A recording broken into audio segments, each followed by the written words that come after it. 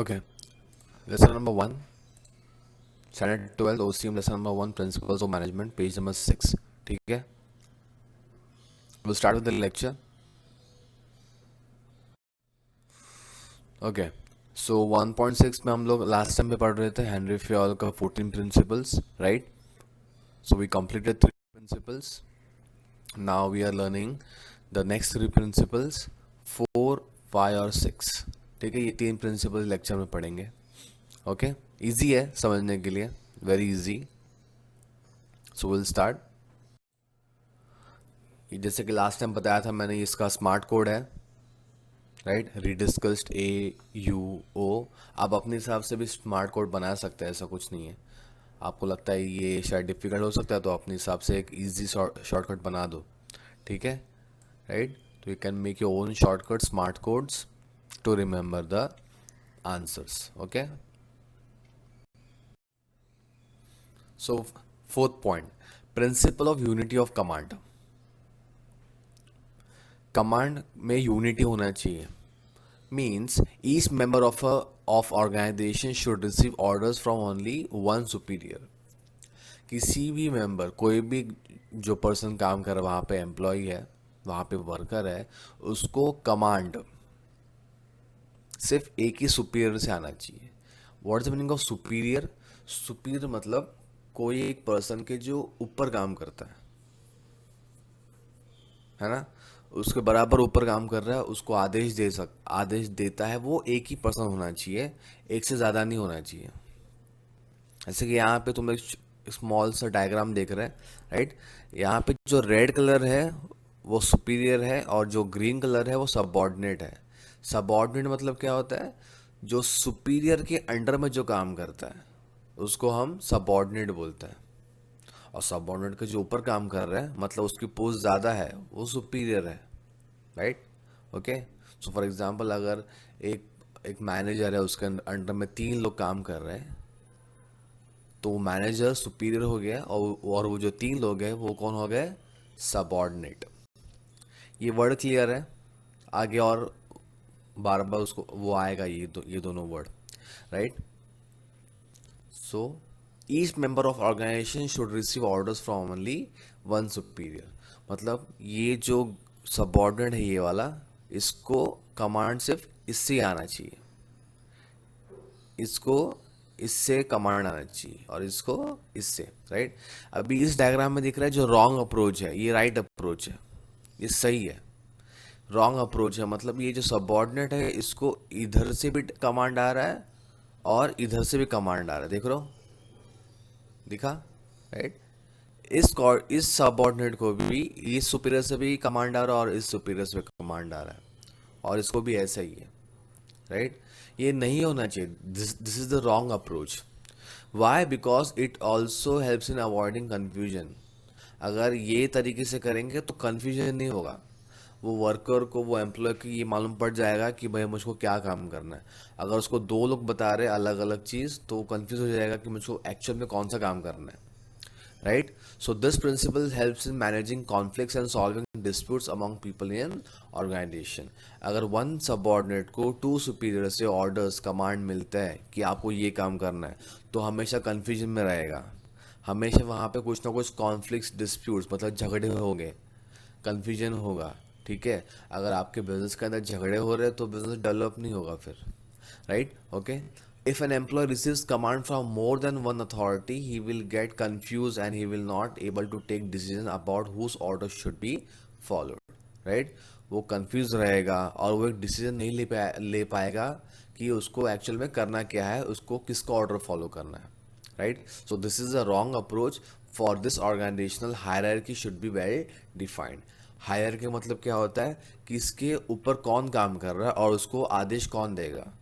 मतलब ये जो सबऑर्डिनेट है इसको पता होना चाहिए कि इसको आदेश कौन देने वाला है. ऑर्गेनाइजेशन में ये जो हायरार्की है इसको डिसाइड पहले ही करना इम्पोर्टेंट है कि कौन किसको ऑर्डर देगा. ऐसा नहीं हो रहा है वहाँ पे कि एक आदमी को 2 लोग ऑर्डर दे रहे हैं, या फिर कभी कभी 3 लोग भी ऑर्डर देते हैं एक ही आदमी को, right? So each employ should know his immediate superior. मतलब हर एक एम्प्लॉय अपने इमीडिएट सुपीरियर मतलब उसके ऊपर जो काम कर रहा है, उसको जो ऑर्डर देने वाला है, वो उसको पता होना चाहिए, and should receive orders from him only, और सिर्फ उससे ही उसको ऑर्डर मिलने चाहिए, राइट। ओके, यहाँ पे एग्जाम्पल देखते हैं, यही वापस से वही मैंने डायग्राम लिया है ना, ये डायग्राम में जो मैंने समझाया, राइट। ये डायग्राम में क्या है, इस आदमी को सब लोग कमांड दे रहे हैं। अभी मुझे बताना कि ये आदमी किसका कमांड फॉलो करेगा और कैसे काम करेगा। ये हर वक्त कंफ्यूजन में रहेगा, ये हर वक्त कंफ्यूजन में रहेगा, किसका ऑर्डर फॉलो करूँ, और फिर झगड़े होते रहेंगे बिजनेस के अंदर, जो नहीं होनी थी, राइट। ओके, यहाँ पे एग्जांपल जो मैंने स्टार्टिंग से वही लिया है, वो है बैग मेकिंग कंपनी का, राइट, फैक्ट्री का, जहाँ पे ये जो वर्कर है, इसको दो अलग अलग लोग ऑर्डर कमांड दे रहे हैं। ये जो उसका जो फैक्ट्री सुपरवाइजर है, ये इसको बोलता है कि देखो, काम एकदम स्लो करना ताकि क्वालिटी मेंटेन रहे, मेंटेन द क्वालिटी। बट जो सेल्स मैनेजर है, ये इस वर्कर को बोलता है, देखो, काम एकदम स्पीड में करो, फास्ट फास्ट करो, बिकॉज हमको अगले हफ्ते में इतने इतने बैग्स को मार्केट में होलसेलर को डिलीवर करना है। सेल्स मैनेजर क्या बोलता है वर्कर को, एकदम स्पीड में काम करना। ये जो फैक्ट्री का सुपरवाइजर है, ये वर्क क्या बोलता है वर्कर को, कि एकदम स्लो काम करो, आराम से काम करो, बिकॉज क्वालिटी अच्छी होनी ज़रूरी है, राइट। अब अभी ये वर्कर किसका ऑर्डर फॉलो करेगा, उसके सुपरवाइजर का या फिर सेल्स मैनेजर का। So that means this worker will always be in confusion whose order to follow, किसका ऑर्डर फॉलो करना है, इसको हमेशा से कंफ्यूजन रहेगा। और because of this reason this worker be always be in a confusion, और वो हमेशा डीमोटिवेटेड रहेगा, डीमोटिवेशन रहेगा, काम में उसको अच्छा मज़ा नहीं आएगा। अरे यहाँ पे क्या हो रहा है, कोई कुछ और बोल रहा है, कोई कुछ और बोल रहा है उसको, राइट। तो हमेशा वो फ्रस्ट्रेशन में रहेगा, वो बराबर से काम नहीं करेगा, काम में एफिशिएंसी नहीं आएगा, और इनडायरेक्टली उसका इफेक्ट किस पे पड़ने वाला है, बिजनेस के ऊपर पड़ने वाला है, बिजनेस का गोल अचीव नहीं होगा, राइट। सो कमांड, इस प्रिंसिपल से क्या पढ़ा हमने, कि कमांड एक ही पर्सन से आना चाहिए, उसका सुपीरियर एक ही होना चाहिए, राइट। सो ये जो सबऑर्डिनेट है, ये एक, ये दो, ये तीन, इसके सुपीरियर एक ही है। जो राइट डायग्राम है, राइट अप्रोच है, यही तरीका होना चाहिए। अप्रोच मतलब क्या, ये तरीका होना चाहिए। बट ये जो तरीका है, जो रॉन्ग तरीका है, इट्स अ रॉन्ग अप्रोच, जहाँ पे एक सबऑर्डिनेट को दो सुपीरियर कमांड दे रहा है, जो नहीं होना चाहिए, राइट। एक वर्कर को एक ही सुपीरियर ऑर्डर कमांड देना चाहिए, तो ही बिजनेस बराबर से ठीक तरह से चलेगा, कंफ्यूजन नहीं होगा, काम में कंफ्यूजन नहीं होगा, डिस्प्यूट नहीं होंगे, झगड़े नहीं होंगे, right. So will move to the next point, principle of unity of direction. Direction मतलब आप एक दिशा में जा रहे हो, उसमें भी यूनिटी होनी चाहिए। अभी बिजनेस एक टीम वर्क है, राइट, एक ग्रुप एक्टिविटी है, तो वहाँ पे जितने भी लोग काम करते हैं, the people who are working over there, they should go in a same direction, और उसको जो लीड करने वाला जो मैनेजर होता है, वो उनको लेके जाना है उनको उसी डायरेक्शन में, और वो एक ही होगा तो और बेहतर है। सिंगल अगर मैनेजर है, उसके पास एक प्लान है, सबको एक साथ में लेके जा रहे हैं एक ही दिशा में, वो दिशा क्या होगी, वो गोल, बराबर है। तो गोल तक पहुंचना, सिंगल गोल होना चाहिए, सिंगल पर्सन होना चाहिए, सिंगल मैनेजर होना चाहिए, जो सबको एक साथ में लेके जा रहा है एक ही दिशा में। कोई कुछ और काम कर रहा है, कोई कुछ और काम कर रहा है, किसी को पता है नहीं क्या क्या काम हो रहा है, राइट। तो इस डायग्राम से हमको ये मालूम पड़ता है कि जो लीड करता है, जो जिसको मैनेजर बोलता है, राइट, वो सबको एक ही दिशा में लेके जाना है towards the goal. This principle states that there should be one head and one plan in every organization. एक प्लान और एक पर्सन जो हेड कर रहा है, हेड मतलब क्या, उनको मतलब वो उनको कंट्रोल कर रहा है, उनको मैनेज कर रहा है, that means the manager, right. There should be one manager and one plan, ताकि कंफ्यूजन ना हो। एक ही मैनेजर उनको बता रहा है कि क्या करना है, राइट, डायरेक्शन दे रहा है, उनको एक ही डायरेक्शन में लेके जा रहा है उस गोल तक, राइट। ओके, सो सारे लोग एक ही डायरेक्शन में जाने बहुत ज़रूरी है। Each group in the organisation should have the same objective, सारे लोगों का ऑब्जेक्टिव गोल मैंने यहाँ पे तो गोल का मीनिंग लिखा है, कोई कुछ और वर्ड आ गया तो कंफ्यूजन नहीं होना चाहिए, राइट। तो गोल का मतलब ऑब्जेक्टिव भी हो सकता है, एम है, टारगेट है, पर्पस है, राइट। हिंदी में उसके वर्ड लक्ष्य है, ध्येय है, उद्देश्य है, right.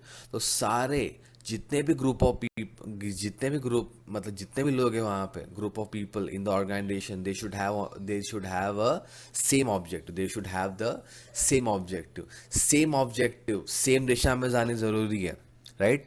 And the group should be directed by one manager using single plan. एक ही मैनेजर से सिंगल प्लान से लोग आगे बढ़ने जरूरी है। देखो मैं एक एग्जांपल लेंगे तो मालूम पड़ेगा। अभी फॉर एग्जांपल ये 4 वर्कर्स है, ओके। ये 4 वर्कर्स है, इनको यहाँ पे 2 अलग सुपरवाइजर उनको कंट्रोल कर रहे हैं 2 अलग प्लान के साथ में।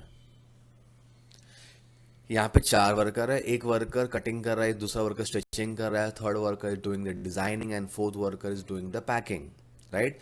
फर्स्ट वर्कर सेकंड वर्कर को बोलता है तुम स्टिचिंग का काम करो, ठीक है, जो वो कर रहा है अभी भी, ठीक है। सेकंड सुपरवाइजर बोलता है कि तुम इस वर्कर को, उसको बोलता है कि नहीं तुम कटिंग करो। इस सुपरवाइजर ने क्या बोला था इनको, स्टिचिंग करने के लिए। ये वर्कर क्या बोल रहा है, कटिंग करो। बट जिस तरह से हम देख रहे हैं कटिंग तो ये भी कर रहा है और ये भी कटिंग करेगा, तो यहाँ पे क्या होगा, यहाँ पे काम डबल हो रहा है और जो स्टिचिंग का काम कोई नहीं कर रहा, तो यहाँ पे कंफ्यूजन फिर से क्रिएट हो रहा है। अलग प्लान है, अलग सुपरवाइजर है, दोनों अपने अलग अलग तरीके से कमांड उनको ऑर्डर दे रहे, काम कर रहे हैं। तो यहाँ पे जो सारे लोग हैं एक दिशा में नहीं जा रहे। ये जो सेकंड पर्सन है, यहाँ पे दो दो अलग अलग सुपरवाइजर होने की वजह से यहाँ पे काम का डुप्लीकेशन हो रहा है, मतलब डबल काम हो रहा है जो नहीं होना चाहिए। अगर प्लान एक रहता तो सारे बराबर से काम करके अपने गोल तक पहुंच रहे होते हैं, क्या, बैग बनाना। बट यहाँ पे दूसरे सुपरवाइजर के वजह से यहाँ पे काम में कुछ प्रॉब्लम्स आ गया। जो सेकंड वर्कर है जिसको स्टिचिंग करना चाहिए था एक्चुअली, वो अभी कटिंग कर रहा है और पहले वाला भी कटिंग कर रहा है, तो यहाँ पे डबल काम हो गया। और जो स्टिचिंग वाला काम है वो कोई नहीं कर रहा, right. So that means direction should be there should be in all the group, मतलब जो भी ग्रुप है, जो भी लोग वर्कर्स काम करें, they should move to in a single direction, एक ही डायरेक्शन में जानी जरूरी है। और वो कैसे पॉसिबल होगा, जहां उनको उनके ऊपर एक ही मैनेजर है विद अ सिंगल प्लान, ठीक है, तभी वो पॉसिबल है, ये तो पॉसिबल नहीं होगा, right.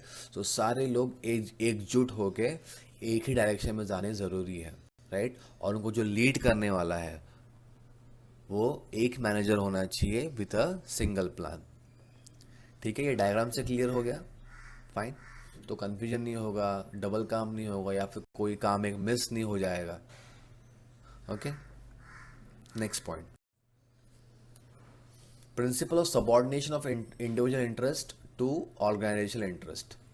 Principal of subordination, subordination मतलब क्या होता है, ऐसे कि हमने इसके पहले पढ़ना सबॉर्डिनेट। सबॉर्डिनेट मतलब क्या होता है, कोई किसी चीज के अंडर, नीचे, ठीक है। इंडिविजुअल इंटरेस्ट, इंटरेस्ट मतलब क्या होता है, हित, किसी के हित। मतलब हम लोग लोन का इंटरेस्ट के बारे में बात नहीं कर रहे हैं यहाँ पे, लोन का इंटरेस्ट, लोन का ब्याज होता है ना, वो नहीं है यहाँ पे उसका मीनिंग। यहाँ पे इंटरेस्ट मतलब क्या है, उसका हित। अभी समझो यहाँ पे दो दो इंटरेस्ट है, एक है इंडिविजुअल इंटरेस्ट और दूसरा है ऑर्गेनाइजेशनल इंटरेस्ट, है ना। इंडिविजुअल इंटरेस्ट और दूसरा है ऑर्गेनाइजेशनल इंटरेस्ट, जिसको हम जनरल इंटरेस्ट भी बोल सकते हैं, ठीक है। ऑर्गेनाइजेशनल इंटरेस्ट मतलब क्या, बिजनेस का हित। और इंडिविजुअल इंटरेस्ट मतलब क्या, एक इंडिविजुअल, एक सिंगल पर्सन का हित। इस प्रिंसिपल में ये बताता है कि जो सिंगल इंडिविजुअल का जो हित है वो हमको दूसरा रखना है, और जो ऑर्गेनाइजेशन का जो हित है, बिजनेस का जो हित है, बिजनेस का जो इंटरेस्ट है, वो पहले होना चाहिए। मतलब हमको पहले बिजनेस की भलाई देखनी है और दूसरा इंडिविजुअल की, राइट। तो इंडिविजुअल इंटरेस्ट ये सबॉर्डिनेट होना चाहिए, मतलब क्या, वो उसके नीचे होना चाहिए। तो पहला कौन सा होना चाहिए, ऑर्गेनाइजेशन का हित। ऑर्गेनाइजेशन का हित ऊपर होना चाहिए और इंडिविजुअल का इंटरेस्ट सबॉर्डिनेट होना चाहिए, मतलब दूसरा, बराबर।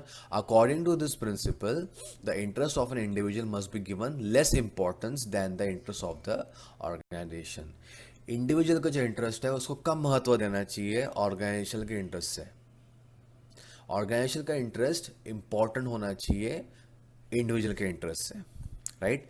While taking decision in the organization, the manager should always consider the interest of the whole group rather than the interest of a single employee.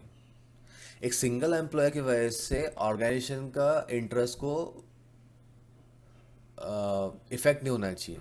मतलब छोटा सा एग्जांपल लूँगा, अगर फॉर एग्जांपल अगर एक ऑर्गेनाइजेशन में जो ऑफिस का टाइमिंग है वो 9:30 का है, ठीक है, सुबह का 9:30 का ऑफिस टाइमिंग है, बट एक एम्प्लॉय उस कंपनी की ओनर को या फिर मैनेजर को आके बोलता है कि सर मैं बहुत दूर से आता हूँ, मुझे ये 9:30 का टाइमिंग एडजस्ट नहीं हो रहा है, तो प्लीज़ टाइमिंग 10 का कर दो, 10 बजे का।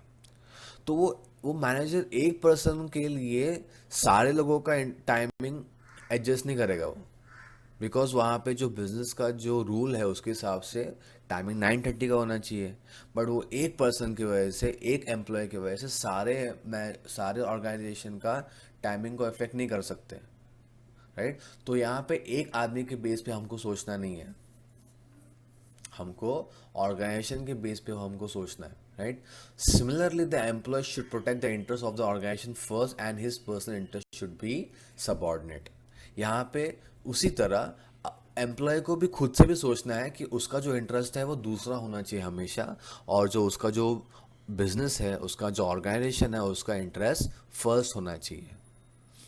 मतलब अगर उसको लगता है कि इस बिजनेस में उतना प्रॉफिट नहीं हो रहा है इस बार, तो वो जाके ये नहीं बोलना चाहिए कि सर मेरे को किसी भी हालत में इस साल मुझे इस बार मुझे सैलरी बढ़ा के दो। उसको दिख रहा है कि शायद इस बार में बिजनेस ठीक तरह से नहीं हो रहा, प्रॉफिट ज़्यादा नहीं है, लॉसेस है, तो वो अपने बारे में सोच रहा है पहले, ना ही बिजनेस के बारे में सोच रहा है। वो ये सोच रहा है कि मेरा सैलरी बढ़ना चाहिए, बिजनेस का मुझको लेना देना कुछ है नहीं, मेरा सैलरी बढ़ना चाहिए, चाहे बिजनेस में लॉस हो चाहे कुछ भी चलेगा, बट मेरा सैलरी बढ़ना चाहिए नहीं। उसको ये भी सोचना है कि बिजनेस का इंटरेस्ट, बिजनेस का हित पहला होना चाहिए, ना ही अपना। फिलहाल बिजनेस पैसे सैलरी बढ़ाने की सिचुएशन में नहीं है, तो जो पैसा है बहुत इंपॉर्टेंट है बिजनेस को सर्वाइव करने के लिए, बिजनेस को आगे बढ़ने के लिए। अगर बिजनेस आगे चला नहीं तो आपको फिर अगले महीने से फिर आपको पगार भी नहीं मिलेगी, वो बढ़ाने का तो बात अलग ही है, राइट। सो इंडिविजुअल इंटरेस्ट ये दूसरा होना चाहिए, और उसके पहले कौन सा इंटरेस्ट होना चाहिए, किसका हित होना चाहिए, बिजनेस का, ऑर्गेनाइजेशन का इंटरेस्ट होना चाहिए, right. For example in every game the players are always thinking about winning the match as a team rather than their individual records. किसी भी गेम में, किसी भी स्पोर्ट्स में वो टीम जीतनी ज़रूरी है, ना ही किसी एक इंडिविजुअल का रिकॉर्ड बनाना। अगर क्रिकेट मैच का भी देखते हैं तो वहाँ पे किसी का सेंचुरी बनना, या फिर किसी का हाफ सेंचुरी बनना, या फिर मैन ऑफ द मैच बनना, या फिर सबसे ज़्यादा विकेट लेना, ये मेन गोल नहीं होना चाहिए। ये किसी का हित या फिर ये चीज़ पे फोकस नहीं होना चाहिए। फोकस किस पे होना चाहिए, मैच को जीतना। मैच को जीतने के लिए आप कुछ भी करो, मैच जीतना इंपॉर्टेंट है, ना ही किसी इंडिविजुअल का रिकॉर्ड बनाना, राइट। यहाँ पे मैं एग्जांपल लेता हूँ, आपको क्लियर होगा कि बिजनेस का या फिर उस ऑर्गेनाइजेशन का या फिर उस ग्रुप का हित इंपॉर्टेंट है, ना ही एक सिंगल पर्सन का हित से, ठीक है। अभी 2012 में आईपीएल का मैच में, 2012 में रॉयल चैलेंजर्स बैंगलोर, उसमें जो टीम के जो कैप्टन थे डैनियल विटोरी, उन्होंने उस सिचुएशन में ये देखा कि वहाँ पे एक स्पिन बॉलर की ज़रूरत है। उस वक्त में उनके पास में ऑप्शन था मुथैया मुरलीधरन। अभी बहुत लोगों को ये पता भी होगा, राइट।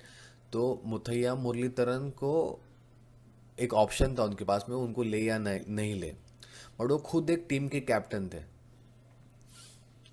और उस वक्त में ये था कि आप 4 फॉरेनर्स प्लेयर को ले सकते हैं उस टीम में। तो 4 ऑलरेडी थे, उसमें से खुद एक डैनियल विटोरी थे, और वो खुद खुद उस टीम के कैप्टन भी थे। उनको ये लगा कि मुथैया मुरलीधरन जो स्पिन बॉलर है उनको होना ज़रूरी है इस मैच के अंदर, इसलिए उन्होंने अपने आप को बाहर रख के मुथैया मुरलीधरन को मैच के अंदर ले लिया। क्यों? क्योंकि उस उनको लगा कि वो जो टीम है, उसकी टीम को फिलहाल एक स्पिन बॉलर की ज़रूरत है, मेरी ज़रूरत फिलहाल नहीं है शायद, इसलिए उन्होंने अपने आप को बाहर करके एक दूसरे प्लेयर को अंदर ले लिया मैच के उस टीम के अंदर। तो उन्होंने क्या सोचा, उस टीम के बारे में सोचा पहले, ना ही खुद के बारे में सोचा। बराबर। तो ये एग्जाम्पल से क्लियर हो गया कि इंडिविजुअल का इंटरेस्ट सबऑर्डिनेट होना चाहिए और ऑर्गेनाइजेशन का इंटरेस्ट उसके ऊपर होना चाहिए, राइट। एग्जाम्पल 2 में देखेंगे तो वही बैग मेकिंग कंपनी है।